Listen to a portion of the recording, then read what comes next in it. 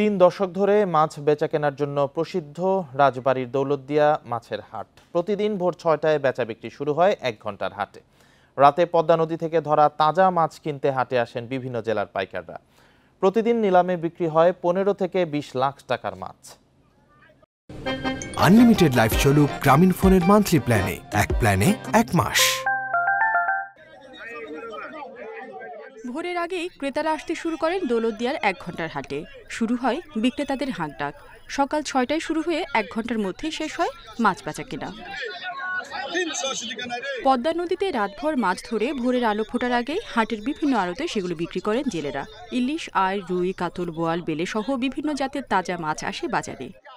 এখানে মাছ বেচা কিনে পাইকারি, তারপর আশেপাশে যে বেচে এরা একটু কমেই পায়।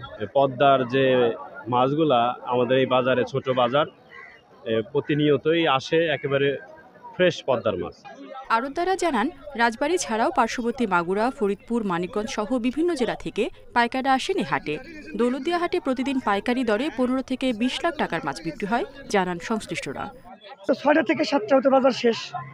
এখন আপনারা যদি দূর দূরান্ত থেকে যদি মাছ কিনতে আসতে চান, যারা দূর থেকে আসবেন একদিন আগে প্রস্তুতি নিতে হবে।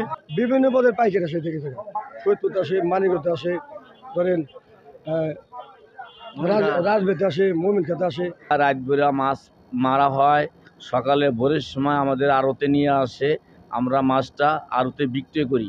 এই মাছটা বিক্রি হয় উন্মুক্ত, যে অবস্থায় যে কিনতে পারে সেই, যে বেশি বলবে সেই পাবে।